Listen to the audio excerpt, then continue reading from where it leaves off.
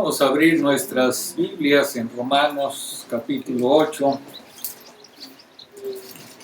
Romanos capítulo 8.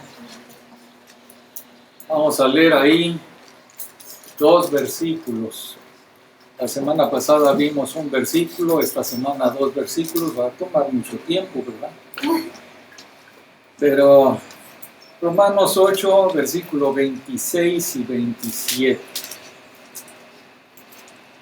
Y de igual manera, el Espíritu nos ayuda en nuestra debilidad, pues ¿qué hemos de pedir como conviene? No lo sabemos, pero el Espíritu mismo intercede por nosotros con gemidos indecibles.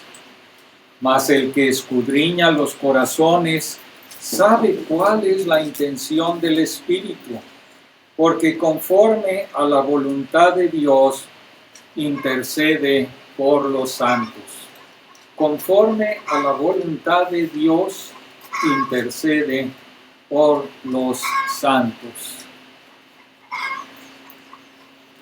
En el año 2011 hubo una conferencia de sobrevedores y allí Francis Chan habló de las muchas respuestas a la oración que él ha recibido.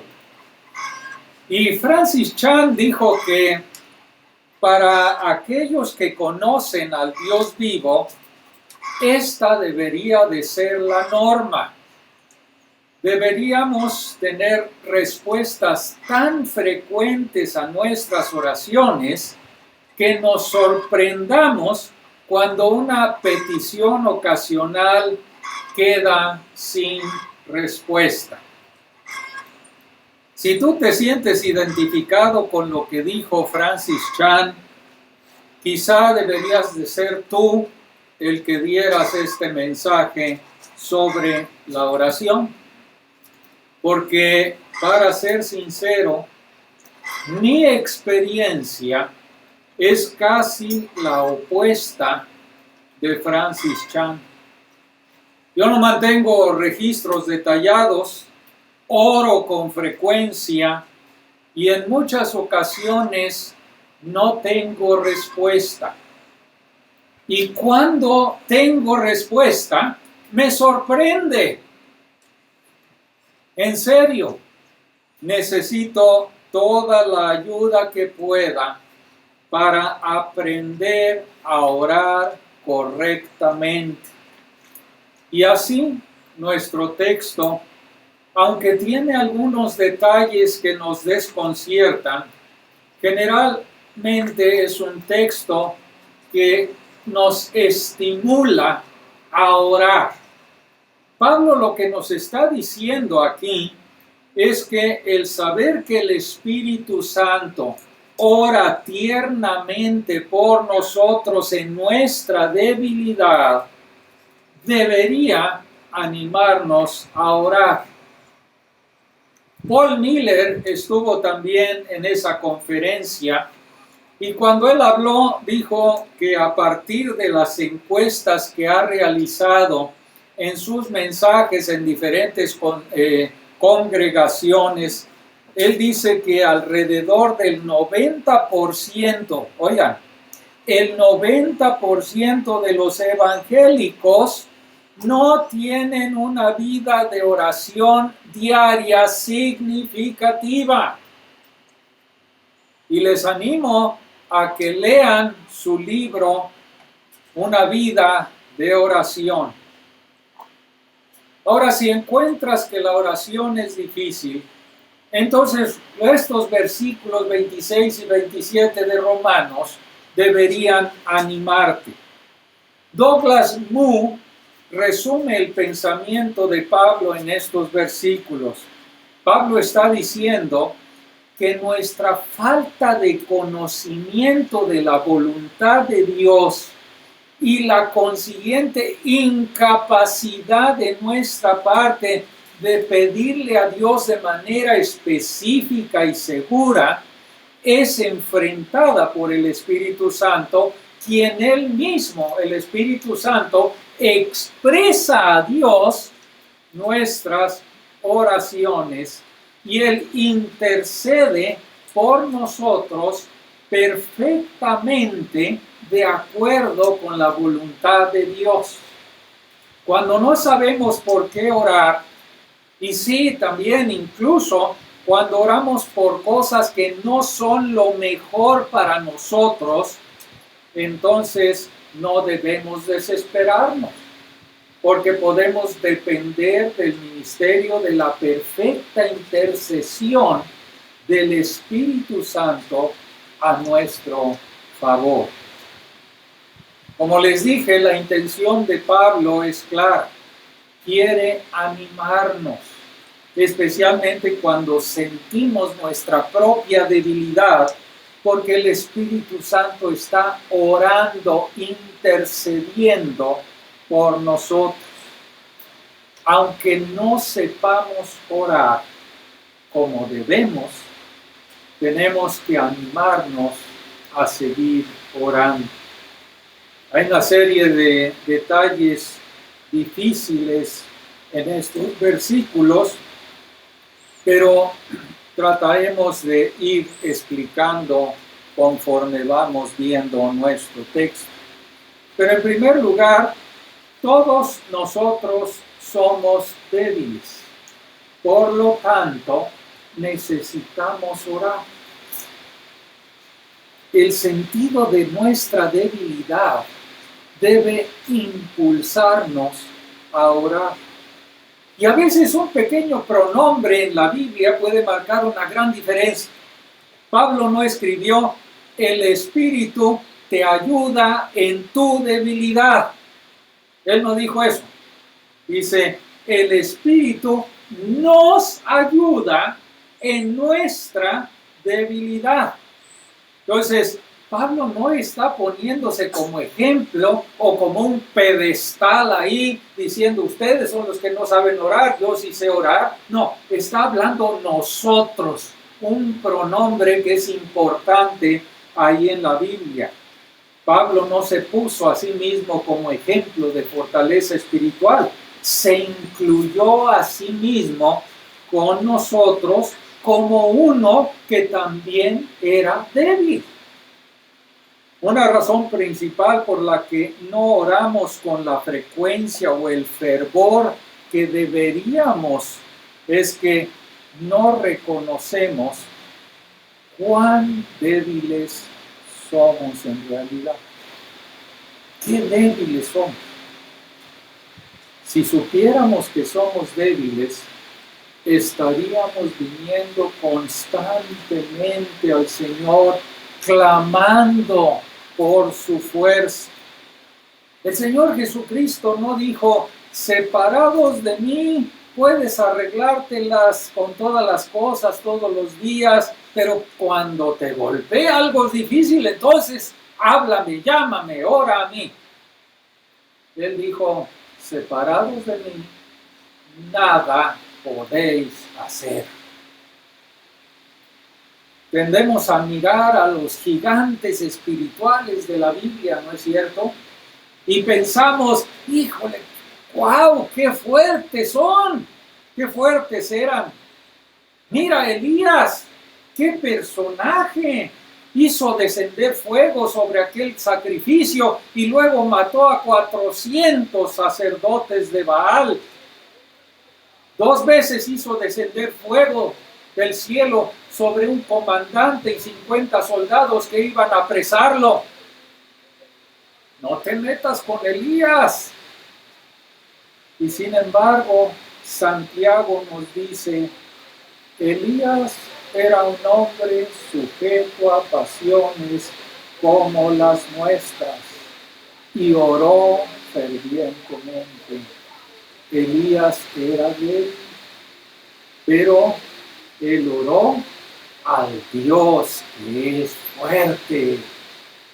O consideran a Moisés, se enfrentó al monarca más poderoso del mundo en aquel entonces, el faraón, al reino del faraón, y abrió el mar rojo para que los israelitas pudieran pasar por tierra seca. y luego cerró otra vez el mar para que el mar cayera sobre los egipcios y el ejército que los perseguía. Sacó agua de una roca en el desierto árido. A la palabra de Moisés se abrió la tierra y se tragó a todos aquellos que lo estaban avergonzando y desafiando su liderazgo. Parecía una roca de fortaleza espiritual Moisés. Y sin embargo, ahí está el salmo triste, el salmo 90. Y Moisés ahí lamenta la fragilidad y la brevedad de la vida. Y termina aquel salmo con su penosa súplica: sea la luz de Jehová nuestro Dios sobre nosotros, y la obra de nuestras manos confirma sobre nosotros. Sí, la obra de nuestras manos confirma. A menudo he pensado, si Moisés necesitaba rogar a Dios para que confirmara sus labores, ¿cuánto más lo necesito yo? Moisés era consciente de su propia debilidad y por eso oraba. Miren al Señor Jesús. Solo Él vivió una vida sin pecado en esta tierra perversa. Se enfrentó audazmente a los líderes religiosos sin temer sus amenazas. Volcó las mesas de los cambistas y pronunció ayes sobre la hipocresía de los fariseos. Si alguien parecía ser fuerte, era Jesús. Y sin embargo, él mismo dijo allá en Juan capítulo 5, no puede el Hijo hacer nada por sí mismo, sino lo que ve hacer al Padre. A menudo se escapaba al desierto, ¿para qué? Para orar al Padre. En su humanidad, el Señor Jesús sabía que Él debía depender del Padre para todas las cosas. Él es un modelo para nosotros de orar en todo tiempo y orar por todas las cosas. Nuestra debilidad debe hacernos clamar a nuestro Dios en oración. Pero tenemos que saber que somos débiles. Hudson Taylor dijo, todos los gigantes de Dios han sido hombres débiles. Que hicieron grandes cosas para Dios porque contaban con que Dios estaría con ellos. Todos han sido hombres débiles. No oramos porque pensamos que somos lo suficientemente fuertes para manejar la vida sin Dios. Y es alentador aquí en Romanos 8:26 que Dios no nos confronta, no nos condena por ser débiles. Él envía a su Espíritu para ayudarnos en nuestra debilidad. Y entonces, si tú dices, no tengo fuerzas para resistir la tentación de la pornografía, pues huye a Jesús en oración. En tu debilidad, clama a Él por liberación. Pero no tengo la fuerza para superar mi mal temperamento. La próxima vez que estés a punto de explotar, corre a Jesús en oración. Cada vez que sientas tu debilidad y tu incapacidad, clama a Dios. Pero tal vez estés pensando, pero ese es el problema. no soy fuerte en la oración. Pues Pablo lo que está diciendo aquí es que nuestra debilidad se extiende a nuestra vida de oración precisamente. Parte de la debilidad a la que Pablo se refiere es la debilidad en la oración. Dice, porque no sabemos orar como conviene. Una vez más, me alegro que haya dicho, no sabemos y no saben, ¿verdad? No sabemos. Pablo mismo no sabía cómo orar como debía. Y tenemos ejemplos de él en la palabra de Dios. Él nos da una idea ya en 2 Corintios, del capítulo 12, y habla de su propia experiencia. ¿Se acuerdan? 2 Corintios 12. Pablo está ahí y dice que fue arrebatado al tercer cielo, al paraíso, donde escuchó palabras inexpresables que no se le permitió a él hablar. Y debido a esa gran revelación de Dios que le hizo a Pablo, para evitar que Pablo se exaltara a él mismo, Dios le dio lo que él llama un aguijón en la carne. Y entonces podemos especular por lo que fue este aguijón, pero no sabemos. No sabemos cuál es el aguijón. La Biblia no nos lo dice. Pero Pablo dice que 3 veces oró al Señor para que le quitara esa aflicción. Pero el Señor, ¿qué le dijo? Bástate mi gracia, porque mi poder se perfecciona en tu fuerza, Pablo. No, ¿verdad? Mi poder se perfecciona en la debilidad. Y entonces Pablo dice, por lo tanto, me voy a gloriar más bien en mis debilidades para que repose en mí el poder de Cristo. Y decía Pablo, por lo cual, por amor a Cristo, me gozo en debilidades, en afrentas, en necesidades, en persecuciones, en angustias. ¿Y cómo concluye Pablo? Porque cuando soy débil, entonces soy fuerte. ¡Qué maravilla! Tenemos que ser conscientes de nuestra debilidad y saber que nuestra vida tiene que ser una vida de oración todos los días, a cada momento. Dice la Biblia, Tesalonicenses, orad sin cesar. Pablo no sabía por qué debía orar en esa prueba. Y entonces en ese sentido, Romanos 8:26 está allí. No está hablando del método, de la técnica de oración, sino del contenido. Pablo luchó con lo mismo allá en Filipenses, el capítulo 1. ¿Se acuerdan que él decía y estaba orando? Bueno, yo quisiera estar con Cristo, lo cual es muchísimo mejor, pero a lo mejor servir a ustedes es lo que es la voluntad del Señor. Y entonces estaba en disyuntiva, estar con Cristo o quedar aquí en esta vida. No sabía por qué orar. Moisés rogó al Señor que Dios le dejara entrar en la tierra prometida, pero esa no era la voluntad de Dios. Elías, hombre de oración, Elías pidió al Señor que le quitara la vida, pero esa no era la voluntad del Señor.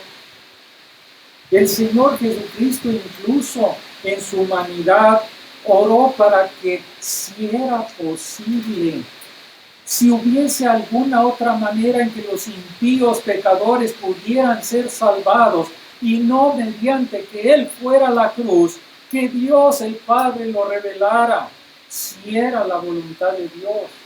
Pero la voluntad de Dios es que Cristo tenía que morir. El punto es que todos somos débiles en muchas áreas, incluida la oración. Muchas veces no sabemos orar como deberíamos, pero afortunadamente Dios no nos deja solos, ¿verdad? Dios en su gracia da el Espíritu Santo para que nos ayude intercediendo por nosotros en nuestra debilidad. El versículo 26, al final, el Espíritu mismo intercede por nosotros con gemidos indecibles. Mas el que escudriña los corazones sabe cuál es la intención del Espíritu, porque conforme a la voluntad de Dios, intercede por los santos. Una vez más, aunque muchos de los detalles son difíciles de entender, la intención aquí de Pablo es animarnos con el hecho de que Dios no nos ha dejado solos en nuestra debilidad. Su Espíritu nos ayuda al orar por nosotros, al interceder por nosotros. El Espíritu Santo es una persona, no es una fuerza impersonal como muchos lo hacen creer. Es poder, no, es una persona, es la tercera persona de la deidad. Y Él nos ayuda en nuestra debilidad, orando por nosotros, intercediendo por nosotros. Una fuerza impersonal no puede interceder por nosotros. Dios es un Dios que existe eternamente en tres personas distintas: Padre, Hijo y Espíritu Santo. El hecho de que el Espíritu Santo ore por nosotros, interceda por nosotros, muestra que el Espíritu Santo es distinto al Padre, a quien el Espíritu está orando o intercediendo.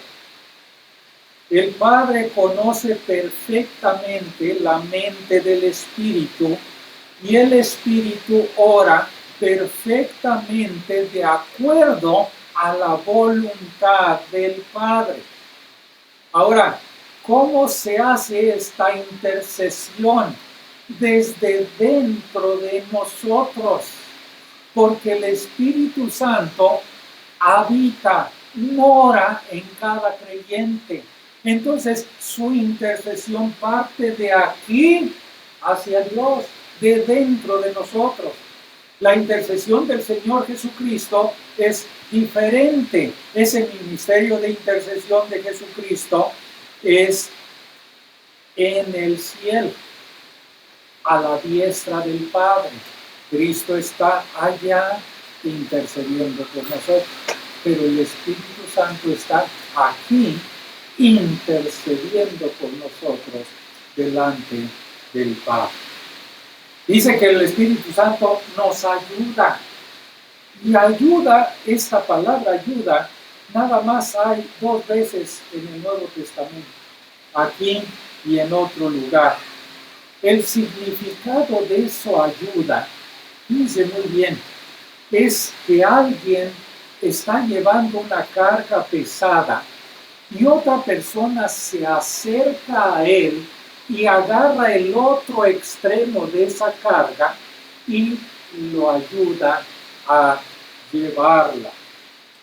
El otro uso de ayuda, si ustedes se acuerdan, la historia de María y de Marta, y ahí está Marta afanada con los quehaceres de la casa y María a los pies del Salvador, hasta que Marta explota. Pero Señor, ¿no ves? Que venga y que me ayude. Esa es la palabra. Ella quería que su hermana le ayudara a llevar la carga de preparar y servir la comida. Entonces, la palabra esta está implicando que el Espíritu Santo no hace todo, mientras nosotros nos sentamos y no hacemos nada.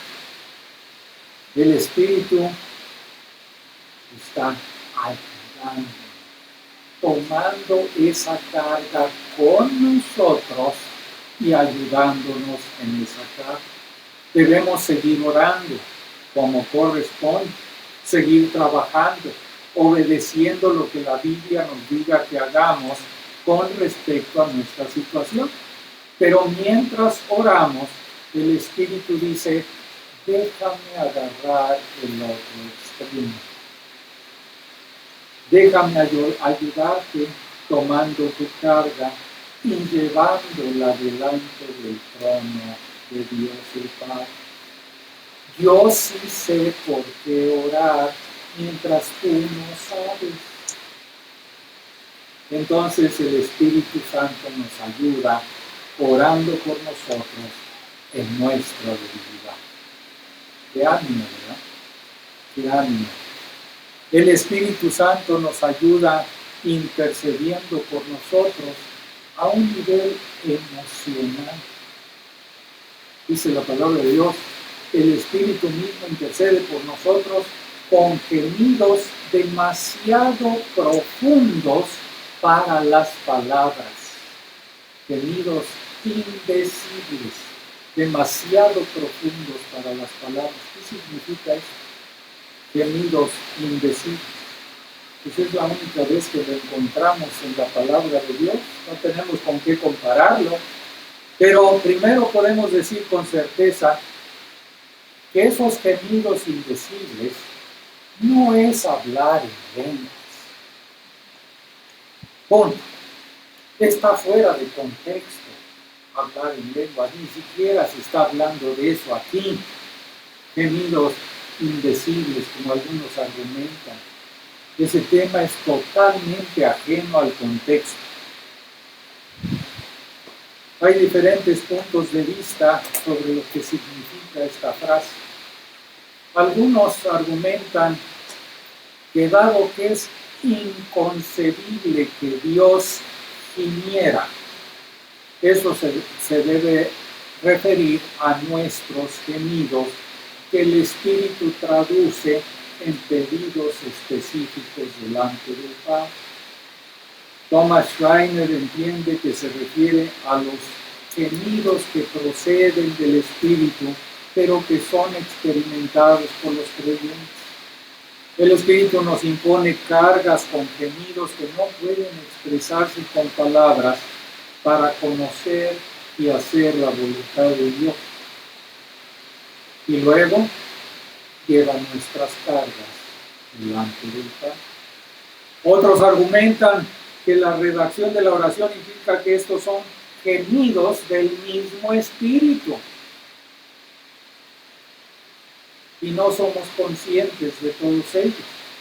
John MacArthur dice, estos gemidos se refieren a articulaciones divinas dentro de la Trinidad que no pueden expresarse con palabras, pero llevan profundas apelaciones por el bienestar de todos los creyentes.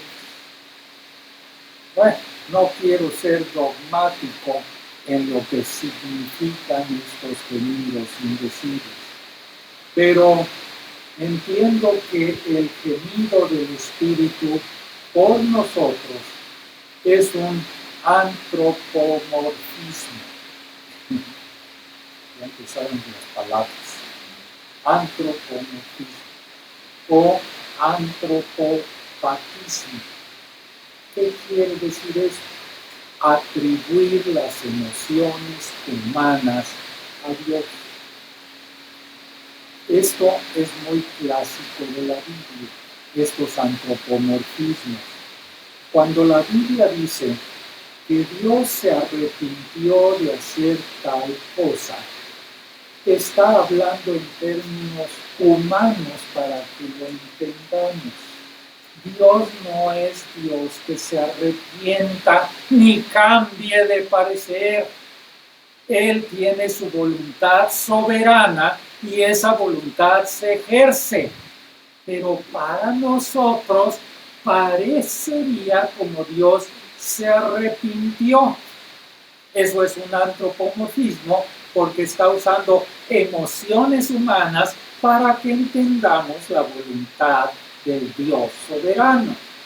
Otro antropomorfismo es que Dios nos lleva de su mano, pero Dios no tiene mano, es espíritu. Es para que entendamos que estamos en su voluntad y en sus manos realmente, ¿verdad? Aunque está la Biblia utilizando eso. Fíjense que hay un antropomorfismo escandaloso en la Biblia, en el Salmo 78. Y allí nos dice, este salmista compara a Dios con un guerrero que se despierta de su borrachera, de su embriaguez. Es un antropomorfismo. O sea, Dios no está durmiendo con resaca cuando no contesta nuestras oraciones.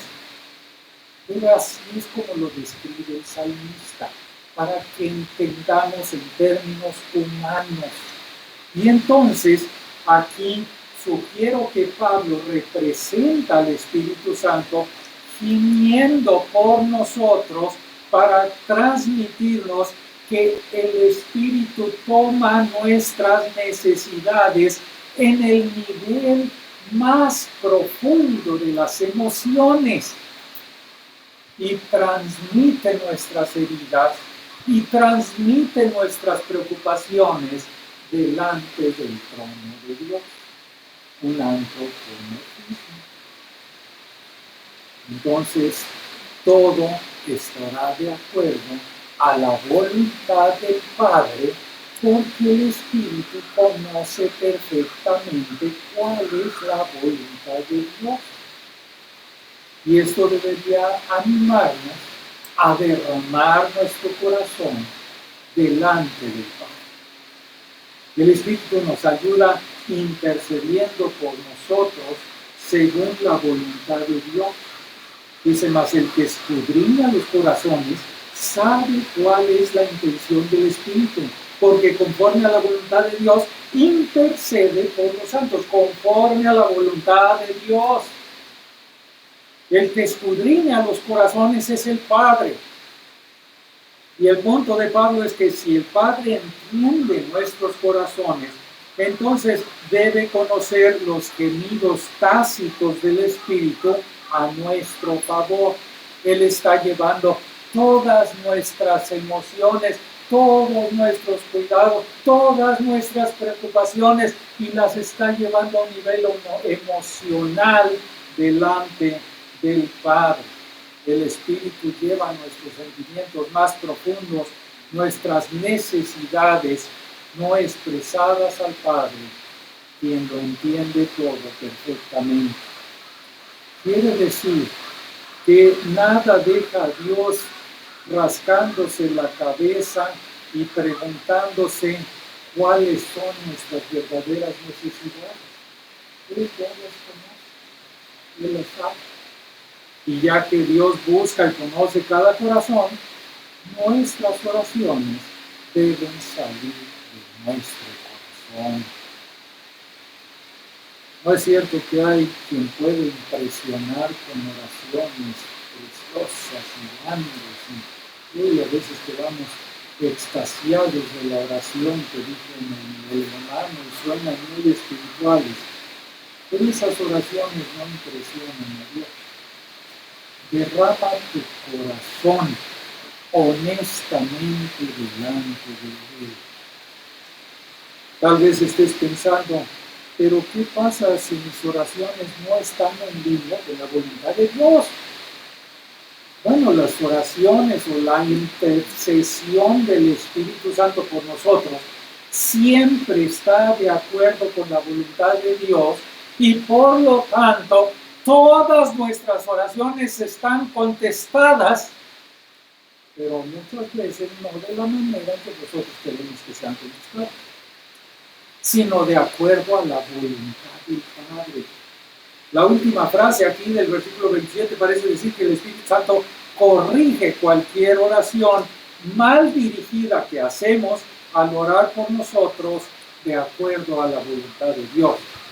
Parte de nuestra debilidad en la oración es que no podemos conocer la voluntad soberana de Dios hasta que la voluntad soberana de Dios ocurre. Entonces, podemos conocer su voluntad moral, así como está revelada en las Escrituras. Ahora, fíjense, nunca debemos orar por algo contrario a las Escrituras. No necesitas orar si quieres casarte con un incrédulo. Es contrario a las Escrituras. Ya sabes la respuesta. No necesitas orar si quieres tener relaciones sexuales fuera del matrimonio. Ya sabes la respuesta. No necesitas orar para saber si debes robar para satisfacer tus necesidades financieras. Estas cosas siempre están mal. Esa es la voluntad moral de Dios, está en las Escrituras. Pero hay un misterio aquí que no podemos entender completamente.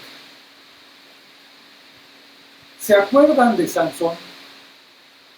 Los papás de Sansón estaban orando y exhortaron a Sansón a no casarse con una mujer filistea. Hay un misterio. Pero los papás de Sansón no sabían que Dios quería usar los malos deseos de Sansón de casarse con una mujer filistea para traer juicio sobre los filisteos. Hay un misterio ahí. Jeremías tenía razón al orar para que Dios salvara a su pueblo de los babilonios por causa de su nombre. Y Jeremías orara: por causa de tu nombre, libera al pueblo de Israel de Babilonia. Pero la voluntad soberana de Dios en esa situación era juzgar al pueblo de Israel. Jeremías oraba para su liberación. La voluntad soberana era juzgar al pueblo. David estaba quitándose sus ropas, acostado en cilicio y en ceniza, orando y rogando a Dios para que no se llevara la vida de su hijito recién nacido. Y ahí estaba, echado en esa ceniza, orando a Dios: no te lo lleves, Señor. Pero la voluntad soberana de Dios fue juzgar al pueblo.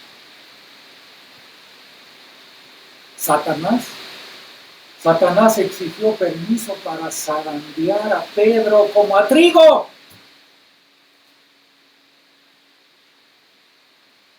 Tentándolo para que negara al Señor Jesucristo. Y el Señor Jesucristo, en lugar de orar a Dios para que evitara que Pedro pecara,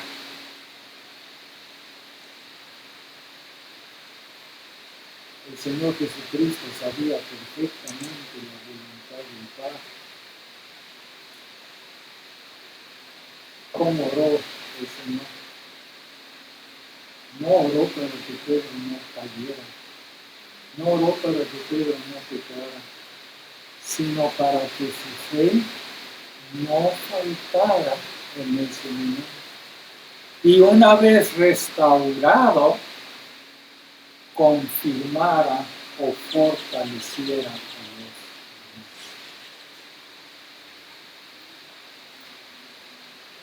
Entiendo que el punto de Pablo es que debemos orar de acuerdo a la voluntad de Dios lo mejor que podamos. Pero si la voluntad de Dios decretada difiere de nuestras oraciones, el Espíritu Santo es el que va a corregirlas para que se alineen a la voluntad de Dios. Muchas veces oramos: Señor, líbralo de la enfermedad para que no muera. Y nuestro familiar muere. Es la voluntad soberana de Dios. Nosotros pedimos que no muera, pero a lo mejor en ese estado de enfermedad y de cercanía a la muerte, ese hermano que está muriendo está dando testimonio a otros que van a creer en Cristo con la muerte de su Hijo. No sabemos la voluntad soberana. Pedimos para que sea sanado, y la voluntad de Dios es que muera para que otros puedan venir a los pies del Señor. ¿No es cierto? Un ejemplo bien conocido es la mamá de Agustín, San Agustín, como dicen algunos. Ella se llamaba Mónica y oró muchos años por la salvación de su hijo descarriado. Y aquel hijo Agustín le dice: me voy a ir a Italia. Y la mamá oraba al Señor que no fuera a Italia, porque ahí se iba a perder en más pecado. Ya era un gran pecador Agustín. Pero ¿saben qué pasó? Agustín se fue a Italia. Y allí en Italia fue salvado por Dios. Y Agustín se convirtió en el teólogo más influyente durante los siguientes 1000 años de la historia. La mamá no quería que fuera a Italia. Entonces, hay detalles difíciles en estos versículos, pero el resultado final es claro, hermanos.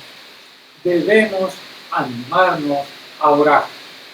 No entenderemos completamente el misterio de la oración en esta vida, pero sabemos que el Señor nos manda a orar. Oren sin cesar. Él ha ordenado la oración como el medio a través del cual cooperamos con Él para llevar a cabo la voluntad soberana de Dios. Y nos alienta con la verdad de que el Espíritu Santo que mora en nosotros toma con ternura nuestras oraciones y las dirige al Padre de acuerdo a su santa voluntad. 3 aplicaciones finales. No dejes que el hecho de no saber orar como debes te desanime de orar. Pablo no sabía cómo orar como debía, pero nos dijo también que oráramos en todo tiempo en el Espíritu. Oraciones, ruegos, súplicas en el Espíritu. Así que sigue orando, incluso cuando no lo entiendes. Segundo, no permitas que el hecho de que la oración no sea fácil te desanime de orar. El orar no es fácil, pero no te desanime. Saben que Pablo le dijo a los colosenses que Epafras siempre estaba rogando encarecidamente, y ese rogando encarecidamente quiere decir rogando con esfuerzo, con trabajo en sus oraciones. La oración a menudo es un trabajo duro, no es fácil, pero sigue orando. Y tercero, no permitas que el hecho de que tus oraciones no parezcan ser contestadas te impida orar. Asegúrate de que, según tu saber y entender, ores conforme a la voluntad de Dios. Pero si estás orando sin saberlo por algo que no es la voluntad de Dios, puedes confiar en el Espíritu Santo que va a tomar tus oraciones, las va a redirigir al Padre de acuerdo a la voluntad soberana de Dios. El Espíritu acude a ayudarnos en nuestra debilidad. Entonces, debe esto y todo esto hacernos perseverar en la oración, especialmente cuando estamos en tiempos de tribulación, de angustia, de prueba, pero mucho más cuando estamos bien. Es cierto que cuando estamos bien hay pocas oraciones. debemos perseverar en la oración.